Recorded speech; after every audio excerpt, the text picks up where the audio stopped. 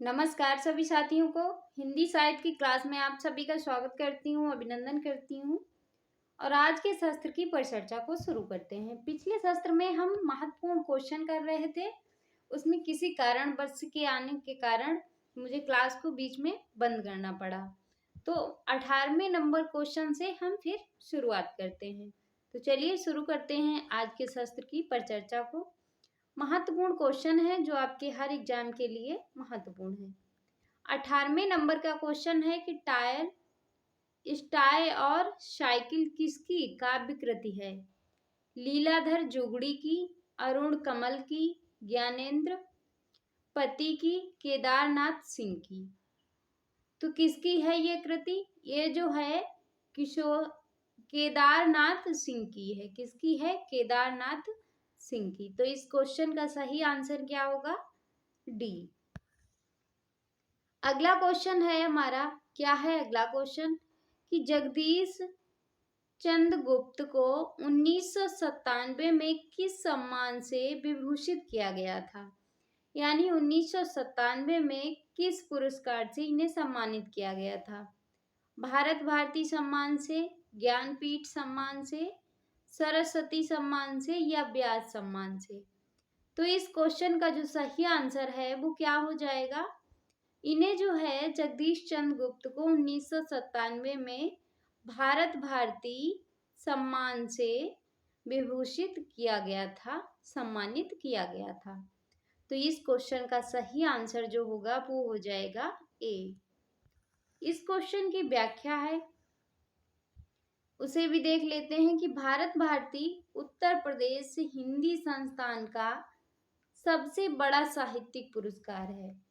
भारत भारती जो है हिंदी संस्थान का सबसे बड़ा साहित्यिक पुरस्कार है। यह पुरस्कार उत्तर प्रदेश हिंदी संस्थान लखनऊ के माध्यम से साहित्य के क्षेत्र में उत्कृष्ट योगदान के लिए प्रदान किया जाता है। पुरस्कार में भारत भारती सम्मान के रूप में स्मृति चिन्ह, देखो क्या क्या दिया जाता है, स्मृति चिन्ह, अंग वस्त्रम तथा 5,02,000 रुपए की धनराशि प्रदान की जाती है। जगदीश चंद्र गुप्त को 1998 में भारत भारती सम्मान से सम्मानित किया गया, ना कि 1997 में। देखो क्वेश्चन में जो है 1997 पूछा गया, लेकिन 1997 जो है वो गलत है, 1998 में दिया गया था।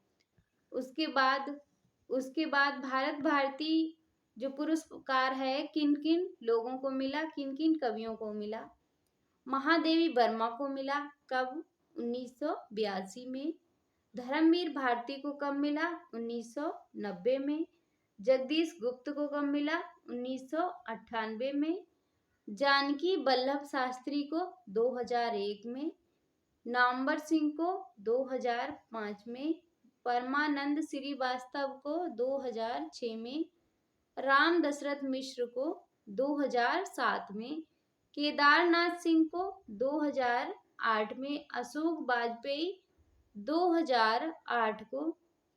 महिप सिंह को 2009 में दिया गया। देखो केदारनाथ और अशोक वाजपेयी दोनों लोगों को 2008 में दिया गया। कैलाश वाजपेयी को 2010 में दिया गया। गोविंद मिश्र को 2011 में। गोपाल दास नीरज को 2012 में दिया गया और दूधनाथ सिंह को 2013 में दिया गया। काशीनाथ को 2014 में। विश्वनाथ त्रिपाठी को 15 में। डॉक्टर आनंद प्रकाश दीक्षित को 2016 में दिया गया। अगला क्वेश्चन है हमारा, क्या है अगला क्वेश्चन? कि प्रथम विश्व हिंदी सम्मेलन कहाँ हुआ था? दिल्ली में, नागपुर में, मॉरिशस में, लंदन में। प्रथम विश्व हिंदी सम्मेलन जो है वो कहाँ हुआ था? तो इस क्वेश्चन का सही आंसर क्या हो जाएगा? इसका जो सही आंसर है वो हो जाएगा नागपुर में। तो इस क्वेश्चन का सही आंसर होगा वो हो जाएगा बी। अगला क्वेश्चन है हमारा, क्या है अगला क्वेश्चन? अगला क्वेश्चन है कि जन नाट्य मंच की स्थापना किस वर्ष में हुई थी? 1939 में, 49 में, 59 में या 69 में? तो 1943 में जो है इसकी स्थापना हुई थी, 1943 में। इसकी हम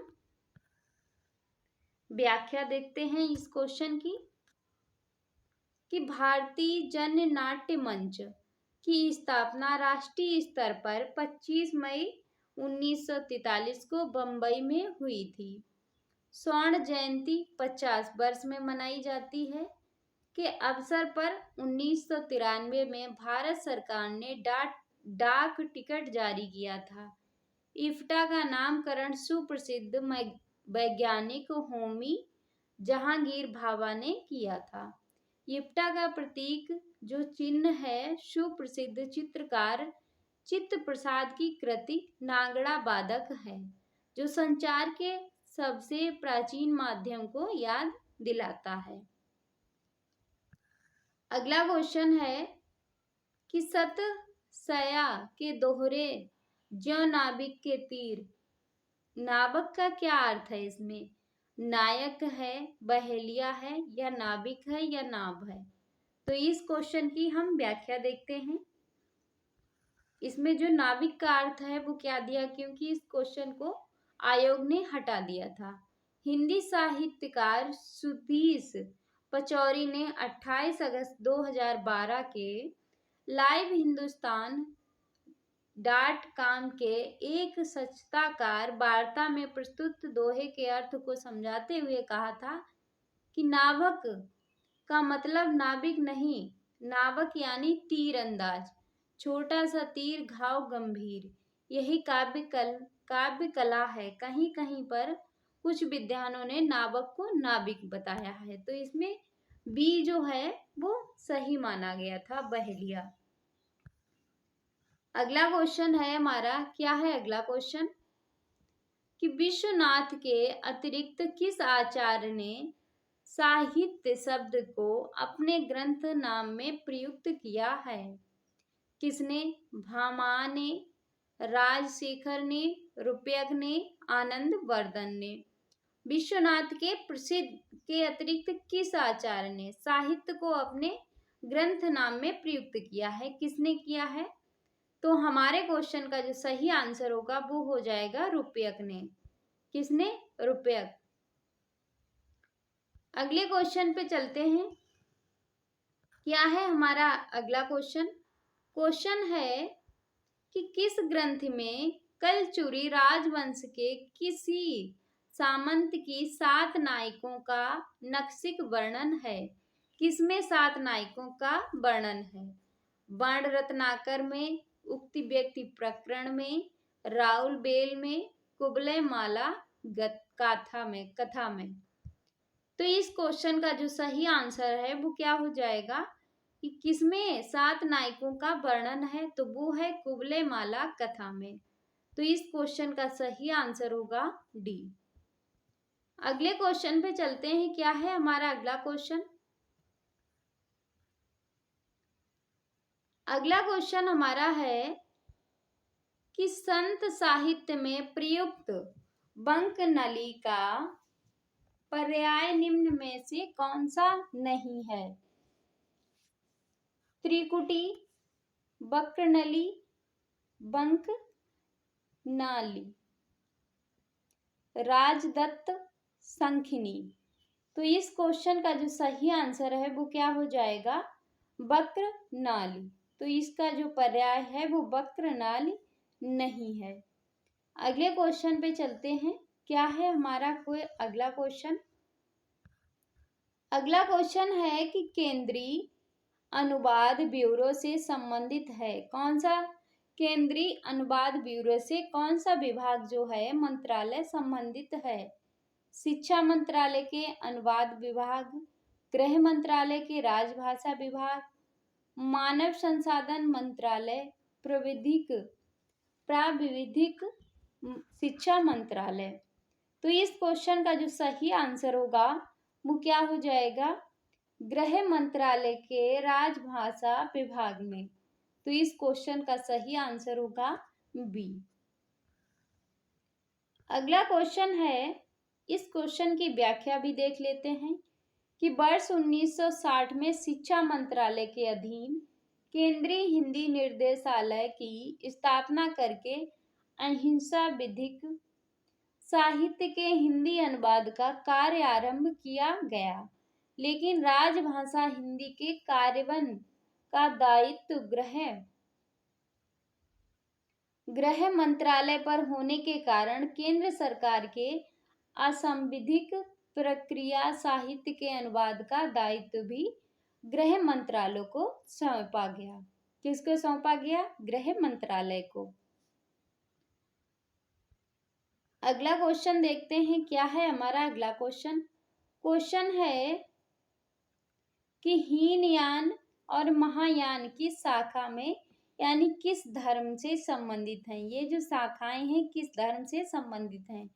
देखो एक तरह से ये जीके का क्वेश्चन, हिस्ट्री का क्वेश्चन है, लेकिन एक तरह से हमारा हिंदी का क्वेश्चन है, क्योंकि हीनयान और महायान जो है वो एक ग्रंथ है।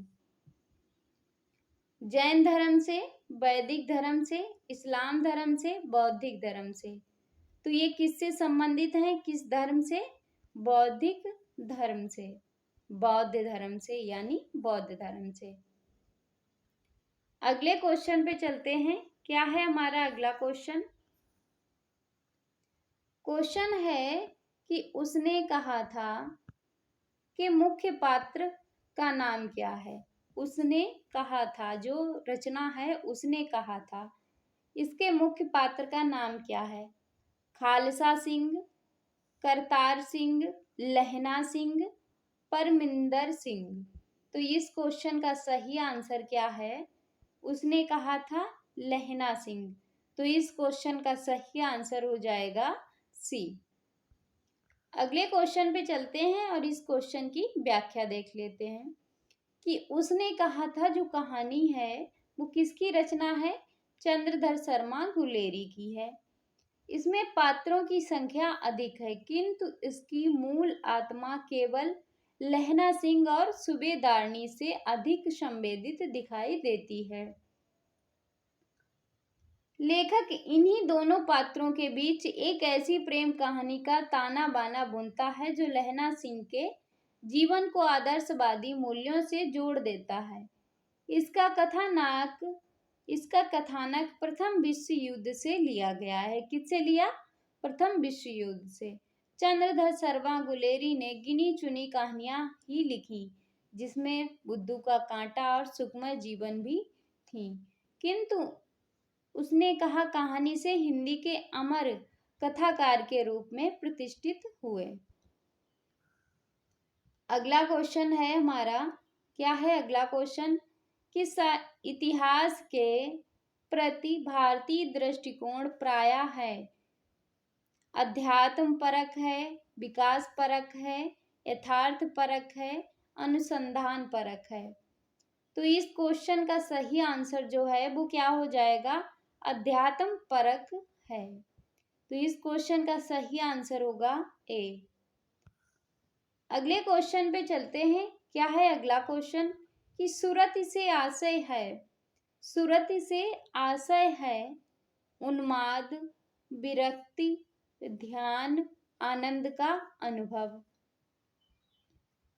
तो सूरत से आशय क्या होगा? ध्यान। तो इस क्वेश्चन का सही आंसर क्या हो जाएगा? सी। अगले क्वेश्चन पे चलते हैं, क्या है हमारा अगला क्वेश्चन।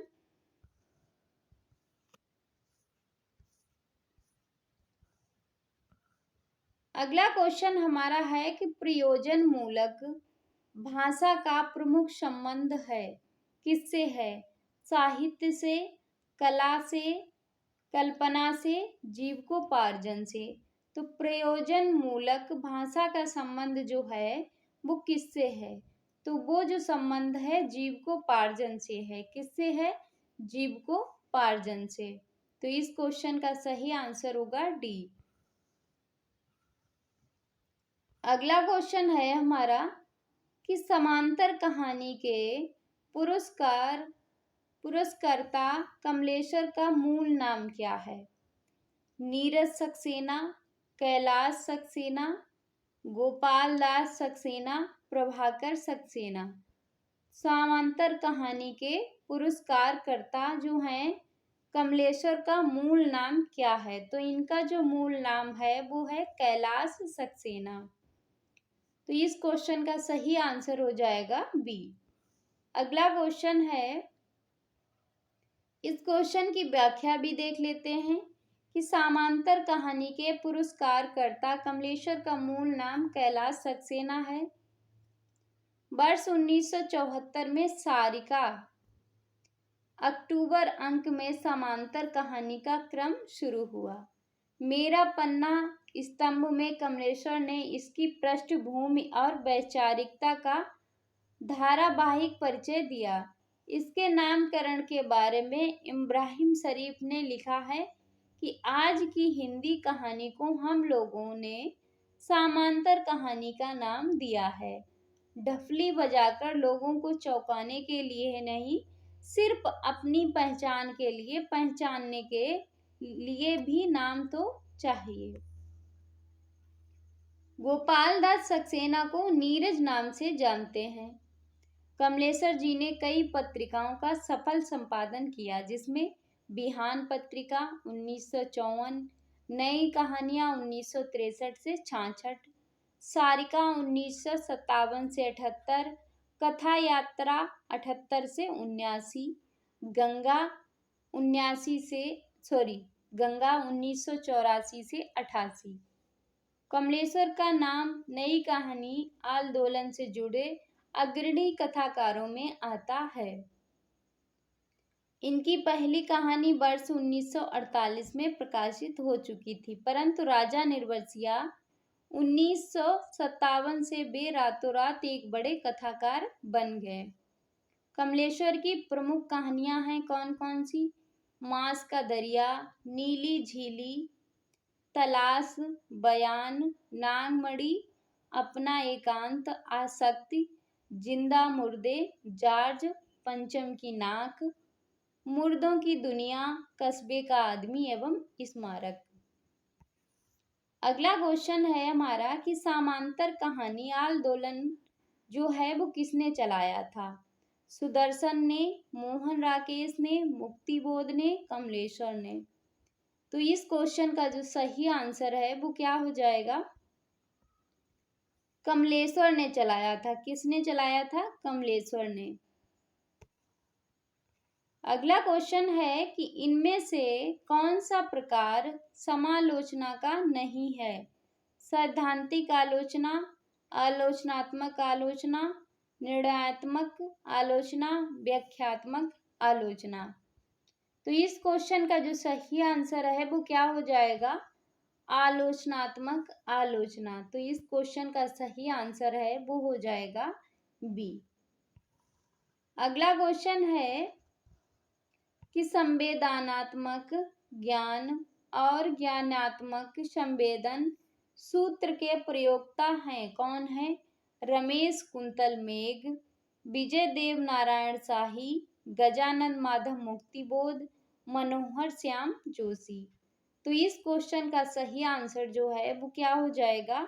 गजानन माधव मुक्तिबोध। अगला क्वेश्चन है, क्या है हमारा अगला क्वेश्चन? इसकी व्याख्या इतनी महत्वपूर्ण नहीं है इसीलिए नहीं करा है।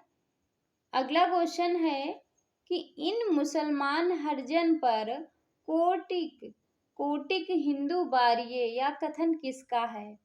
रसखान का है, भारतेंदु हरिश्चंद्र का है, आचार्य परशुराम का है, सूर्यकांत त्रिपाठी निराला का है। तो इस क्वेश्चन का सही आंसर जो है वो क्या हो जाएगा? भारतेंदु हरिश्चंद्र का। तो ये जो कथन है वो किसका है? भारतेंदु हरिश्चंद्र का। अगला क्वेश्चन है हमारा, क्या है अगला क्वेश्चन? वही क्वेश्चन फिर से रिपीट हुआ कि इन मुसलमान हरिजन पर कोटिक हिंदू बारिये लिखने वाले कवि कौन है? अमीर खुसरो, जायसी, आलम, भारतेंदु हरिश्चंद्र। तो कौन है? भारतेंदु हरिश्चंद्र। अगला क्वेश्चन है कि आचार्य शुक्ल ने आचार्य शुक्ल ने एडविन अर्नाल्ड के आख्यान काव्य लाइट ऑफ एशिया का बुद्ध चरित नाम जो किस भाषा में अनुवाद किया? खड़ी बोली में, अवधी में, ब्रजभाषा में या इनमें से कोई नहीं? तो किस में अनुवाद किया था? ब्रजभाषा में। अगले क्वेश्चन पे चलते हैं। इस क्वेश्चन की व्याख्या देख लेते हैं कि आचार्य रामचंद्र शुक्ल ने एडविन अर्नाल्ड के आख्यान काव्य लाइट ऑफ एशिया का ब्रजभाषा में अनुवाद किया था बुद्ध चरित के नाम से। रामचंद्र शुक्ल ने जायसी तथा बुद्ध चरित की भूमिका में क्रमशः अवधी तथा ब्रजभाषा का भाषा शास्त्रीय विवेचन करते हुए उनका स्वरूप भी स्पष्ट किया था। आचार्य रामचंद्र शुक्ल ने जोसेफ एडिशन के प्लेजर्स ऑफ इमेजिनेशन का कल्पना का आनंद नाम से भी रखाल दास बंदोपाध्याय के शशांक उपन्यास का हिंदी में रोचक अनुवाद किया। शशांक जो है मूल बांग्ला में दुखांत है, पर इन्होंने उसे सुखांत बना दिया। अगला क्वेश्चन है कि ऋतु वर्णन तो उनके ऐसा है किसी श्रृंगारी कवि ने नहीं किया है। आचार्य रामचंद्र शुक्ल का यह कथन किस कवि के लिए है? बिहारी के लिए, घनानंद के लिए, सेनापति के लिए, पद्माकर के लिए? तो इस क्वेश्चन का सही आंसर है वो हो जाएगा सेनापति के लिए। तो इस क्वेश्चन का सही आंसर होगा सी। अगला क्वेश्चन है, क्या है हमारा अगला क्वेश्चन? अगला क्वेश्चन है कि कवि त्रिलोचन का पूरा नाम है, क्या है? राधिका रमण सिंह, शिव प्रसाद सिंह, वासुदेव सिंह, इनमें से कोई नहीं। तो कवि त्रिलोचन का पूरा नाम क्या है? वासुदेव सिंह। तो इस क्वेश्चन का सही आंसर होगा सी। अगले क्वेश्चन पे चलते हैं।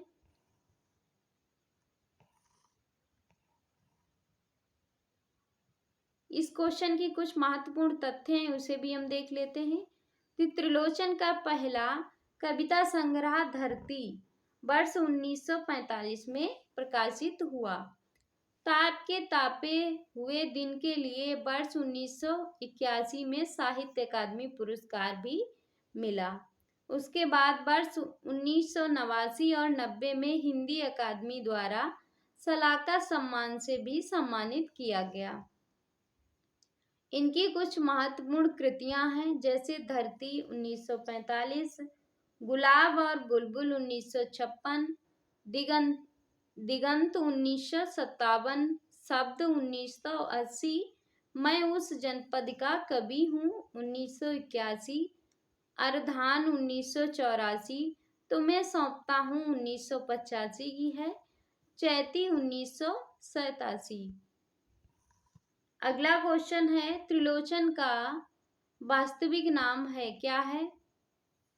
वासुदेव सिंह, त्रिलोकीनाथ, त्रिमूर्ति सिंह, मनमोहन सिंह। त्रिलोचन का वास्तविक नाम है वासुदेव सिंह। तो इस क्वेश्चन का सही आंसर है ए। अगला क्वेश्चन है कि मैं उस जनपद का कवि हूँ। काव्य रचना किस कवि की है? नागार्जुन की है, रागे राघव की है, त्रिलोचन की है, केदारनाथ अग्रवाल की है। तो मैं उस जनपद का कवि हूँ किसकी रचना है? त्रिलोचन की है। तो इस क्वेश्चन का सही आंसर होगा सी।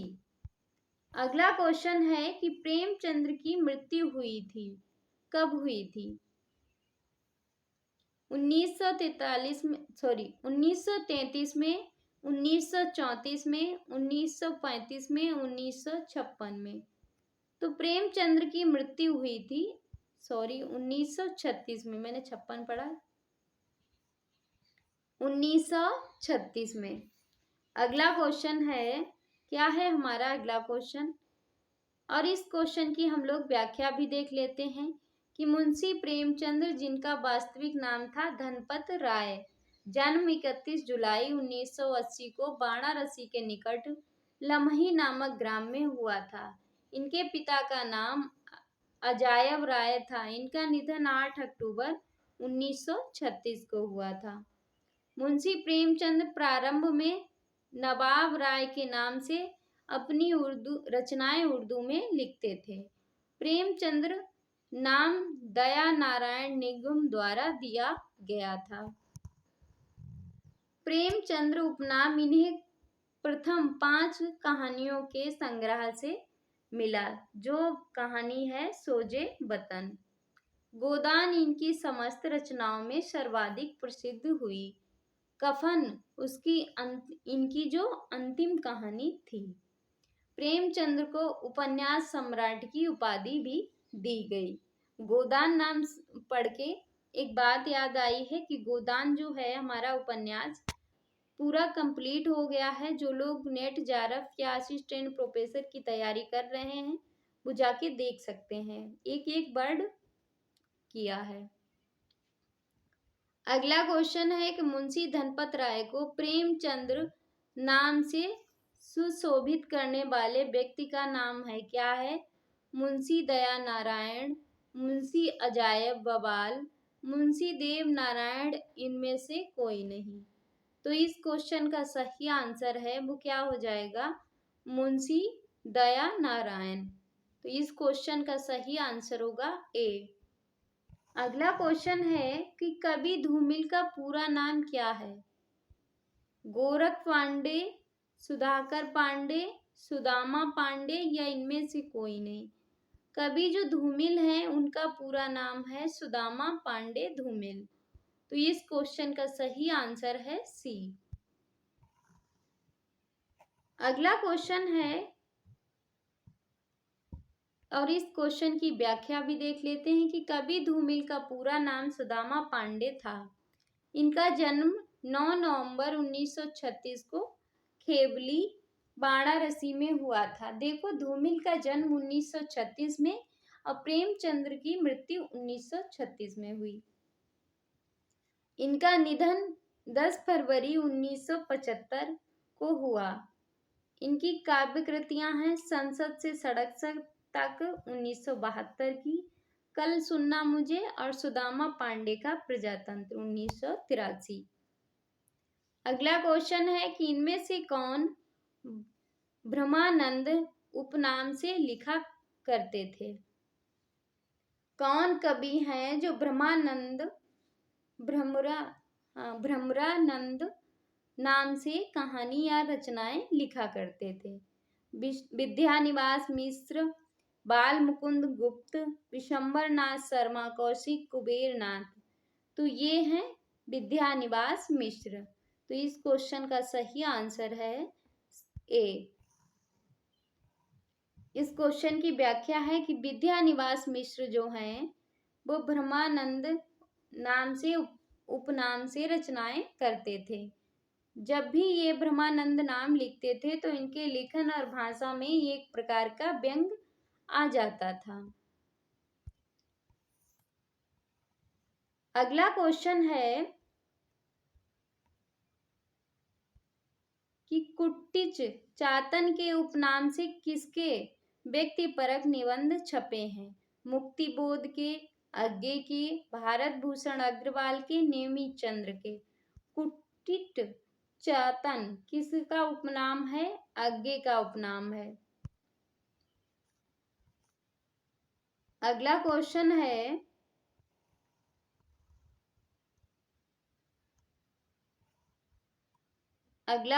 है क्या है अगला क्वेश्चन कि इनमें से कौन सा गुण अथवा दोष समालोचक में नहीं होना चाहिए? आलोचक, विषय का समग्र ज्ञान, निष्पक्षता, सह्रदयता, ईर्ष्या की भावना। तो इस क्वेश्चन का सही आंसर है ईर्ष्या की भावना।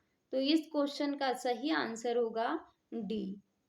अगला क्वेश्चन है समालोचक के गुण हैं कि देखो, अंतर्दृष्टि के या पैठ, सहानुभूति, बहुयज्ञता, औचित्य, धैर्य एवं निष्पक्षता, प्रभावात्मक आवृत्ति। अगला क्वेश्चन है कि बीथी क्या है। क्या पूछा गया है? बीथी क्या है? वृत्ति, संधि, अभिनय, रूपक। तो बीथी जो है वो क्या है? बीथी एक रूपक है। तो इस क्वेश्चन का सही आंसर होगा डी। अगला क्वेश्चन है हमारा, क्या है अगला क्वेश्चन कि निम्नलिखित में से कथन रचित नहीं है, उसे छांटिए। एक भाषा में प्रकट किए गए भावों या विचारों को दूसरी भाषा में प्रकट करना या अनुवाद करना। अनुवाद के लिए केवल किसी भाषा का ज्ञान प्राप्त करना या जिस भाषा से अनुवाद प्राप्त किया है उसे स्रोत भाषा, जिस भाषा में अनुवाद किया जाए उसे लक्ष्य भाषा।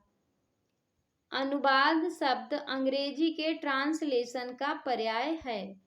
तो इसका जो सही आंसर होगा वो क्या हो जाएगा? इसका जो क्वेश्चन का सही आंसर होगा वो हो जाएगा, अनुवाद के लिए केवल किसी एक भाषा का ज्ञान प्राप्त करना ज्ञान प्राप्त है। ये बात जो है गलत है। तो ये था आज आपका शास्त्र। इसमें 50 क्वेश्चन हम लोगों ने किए हैं।